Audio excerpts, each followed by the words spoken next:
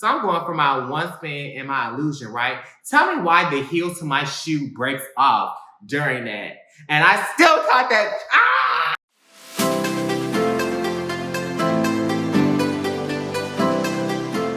Hey Milli Experience family, welcome back for our fourth YouTube video. Yes, we're here on Consistently. Now, I'm not gonna keep you long today. Today's real cute. As you can see, the first couple of videos, they're really just about me introducing myself so I can get a feel about who I am, you know, a little bit of backstory about me. So today's video, I got a couple of questions. Yeah, you know, y'all like to be a little nosy.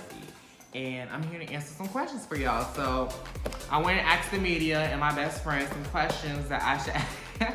Some questions I should ask, and y'all can get the answers. It's gonna be a very cute, simple video, and it's gonna get straight right to the point. Before I get into this, make sure you like, make sure you comment, make sure you subscribe. We went from 12 to 31 subscribers. Yes, I'm loving it. I hope you're enjoying the content that I'm putting out. And if you have any content ideas, make sure you put it in the comment section. If you have a question that you want me to answer, make sure you put it in the comment section. And just make sure you keep supporting the Milli Experience brand on our TikTok and our Instagram page, okay? Now, without further ado, I'm gonna get into the video. Now, today, we're drinking on tea. I was eating on mangoes earlier, but somebody was reading me for eating in the camera.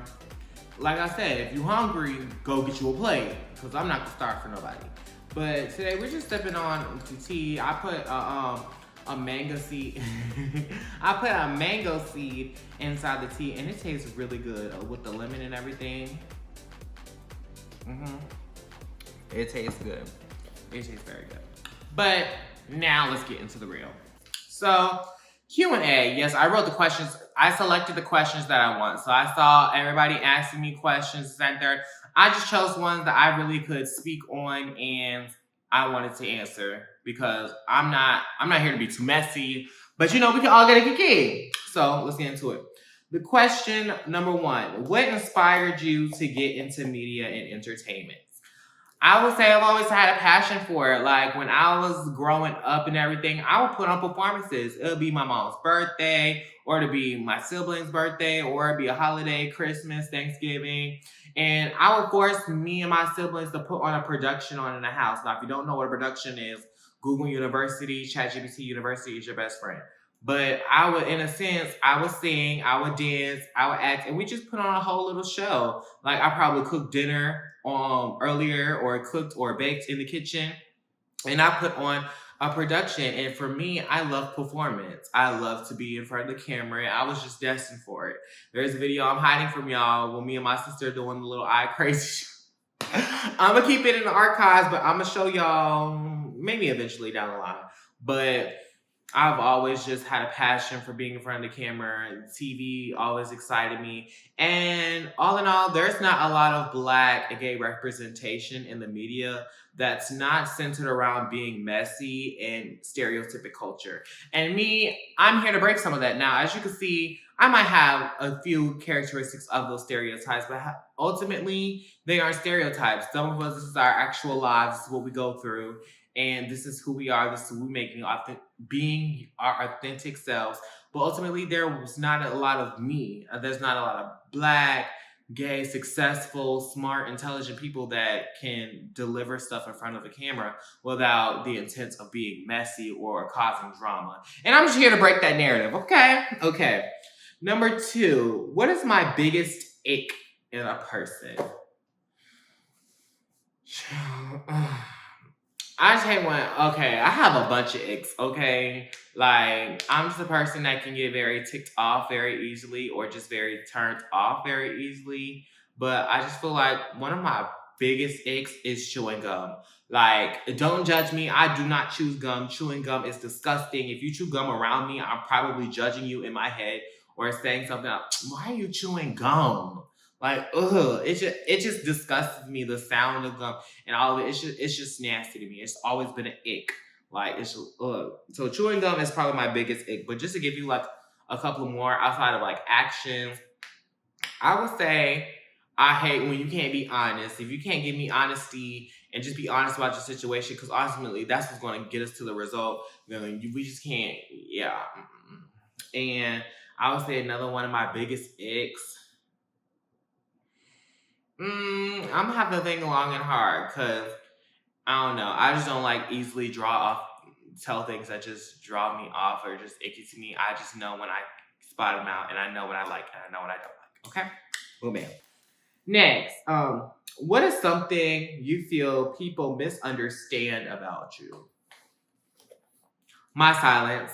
Like, if you had a conversation with me in person or you see me in person, sometimes when you're talking to me, I can often just be.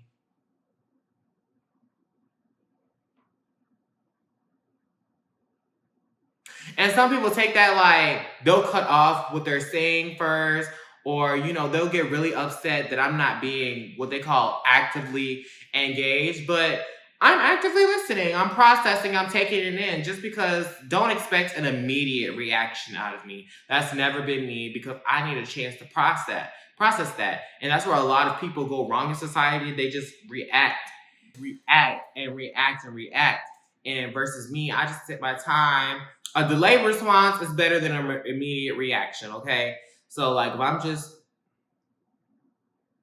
My silence is often misunderstood, because, it's not like me. What people will say, they'll say, you're so energetic, you're so this, that, and that, pop up, do that, and that, and the third. But once I get quiet, it's like, people often just take it the wrong way. We'll say that. Number 4, y'all be going through this quick. Okay, I told y'all this will be a simple, sweet little video. If you got any more questions or something, go ahead and put it in the comment section. We're going to have a part 2, a part 3. We're going to continue to ask you questions, okay? So if you need more questions, go put it in the chat. But we going through this. I only picked 6 because, yeah, I told you it's going to be sweet and cute. What is the wildest thing that has happened to you while baton twirling? And yes, if you didn't know, I was the featured twirler at Virginia State 2 years, and one of the wildest things that has happened, I'm gonna give you one good and one bad. So in a recent field show, we was doing our regular thing. Now, mind you, the wind was winding and batons were dropping everywhere. Not mine, but batons were dropping everywhere. And we get to the last and final trick. It's the last one there, and I'm like, right? The trick was a one-spin illusion. Now, if you don't know what that is, go ahead and head over to and just look up Virginia State Band, and you might see me just try to attempt a one-spin illusion. But I worked very hard in practice with these one-spin illusions. Like, won't I should be trying, right? But and I finally got the concept of how I got to do it and catch the baton at the same time. So I'm going for my one spin and my illusion, right? Tell me why the heel to my shoe breaks off during that. And I still caught that, okay. Like, it was boom. And as I was going to my illusion, the heel of my shoe broke off. I would say that was wild for me, because I was going the whole routine, there was no drop. I could not drop. Well, for me, I know we're a team, but like for me, there was no drops. And I didn't want to just add fuel to the fire, because I didn't want to hear more than what I was already going to hear coming out the field. So I was like, okay, just get into it. And my heel broke off, and that's what happened. That was a bad one. Now let me give y'all one of my wildest, best experiences. Okay, so boom, bam. As you already know, in the CIAA, there's a lot of males that do the auxiliaries. There's a lot of male cheerleaders. There's a lot of male dancers. Well, there was a male dancer, and there's a lot of male that twirls batons. You don't see that in the swag, in the MEAC, and stuff like that. I don't know why, but yeah. So before I got in my position, there was already a guy, and he was dancing. He was on the dance line. Girl, I was so ready to battle, because like there was a year previous, he was holding a heel stretch, right? And I'm just like, oh, let me get in, come on. And I'm sitting in the bed, like, because before that I played my instrument. I was like, oh, let me get at him. And then, the girls, they just sat down and let him eat him up. But the girls, they just sat down. and let him eat them up. And I was just like, oh my gosh. So girl, I was prepping, I was ready. Okay, cause you know what? Next season away. You wanna hold stuff? We can hold stuff. You want back then? We can back then, and I'm gonna put up a time too. So the next year came, right? Tell me why he not on the team. Girl, and then we get to the game, because I already did not look. It was already a lot, just, dealing with the team and dealing with people associated with it. And so when he didn't show, when I found out he wasn't on the team anymore, girl, it just broke my heart. And I had to spend the whole game just like, I mean, I did what I had to do, but like, it didn't bring me that much more excitement because he wasn't there. I was like, okay. Next, what is one iconic moment from your time at Virginia State? I would say iconic, because girls are big icon. But I would say it was during homecoming week, right? It wasn't this year. I think I had just crossed KK side, and yeah, so I crossed in the spring, and that fall we had homecoming, right? And they had like a little dance battle. Now, I was involved in some different dance organizations on campus too. Sankofa Dance Theater and Black Dragon Drill Team. Now, the head captain at the time, and he was also the founder and everything. We will always dust down, bust out. That's one thing I did miss about Virginia State. Like, if he was there, we will always bust down the counts. It didn't matter, we was gonna be, yes, we were the boys that busted down the counts. It didn't matter where, who, what, we was gonna do it. But this particular thing, they was having like a little dance battle on the stage. Now, he didn't want to get on the stage, but he was trying to push me to get on the stage, right? And guess what the bitch did? I just got on that stage, and I was working everybody down, but they don't want, I don't know what's up with them not wanting boys just to be up there and to be in that light with the and dancing and doing all that different kind of stuff. Because if you see homecoming, you see there's people there with no clothes, there's people there just doing the most, all drunk and high and stuff. And they just be doing the most. And some of the guys, they want to just push the narrative to just be ratchet. And that wasn't me. But me, I had just got up there, and mind you, I had my letters on my chest and everything, but I twirled in the band, so it didn't even matter because I did I did my due deal. I wasn't doing anything extra, this, that, and the third. So boom, bam, we danced it, right? Bow, bow, bow, bow, boom, boom, wow, right? And then I ended in a split, right? Child, tell me why. There was an app. Now, y'all know about Fizz. There's an app on campus. There was an app that was running around campus. It's called Fizz. It was just so messy, so much drama. Girl, why somebody screenshotted me and sent me the picture of me on Fizz? Talk about, but it was good. It was good though, and it was iconic because it showed.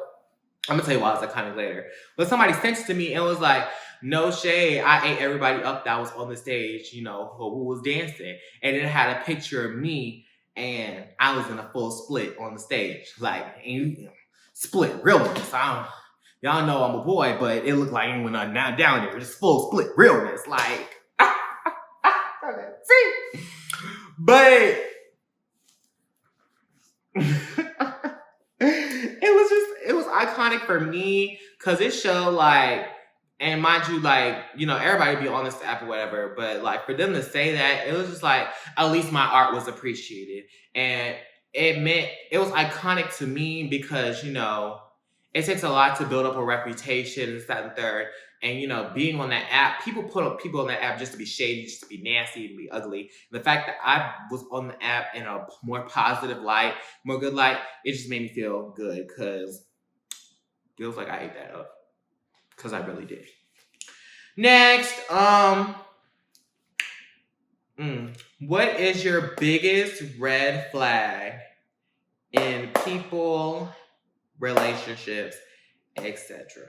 Why y'all keep asking for the biggest thing? Like, girl, just ask me for a couple of things. That's why y'all get short videos.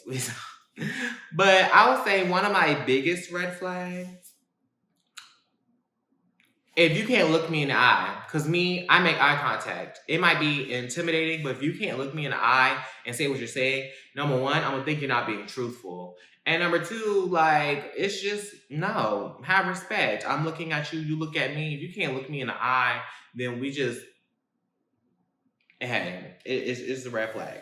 Number two, I pay attention to your body language. Like, more so, I'm not really hearing what coming out of your mouth, more so watching how you say it. You see me, I have gestures, there's emphasis, so I'm in tune with what I'm saying, if you can tell that. But there's some people who's just very passive, or they just turn their head like this, or they just do a whole bunch of whatnot. And one thing I cannot stand is a pathological liar. I cannot stand a narcissist. You can't do all that, because I'm gonna smell in that way. I already clocked that T.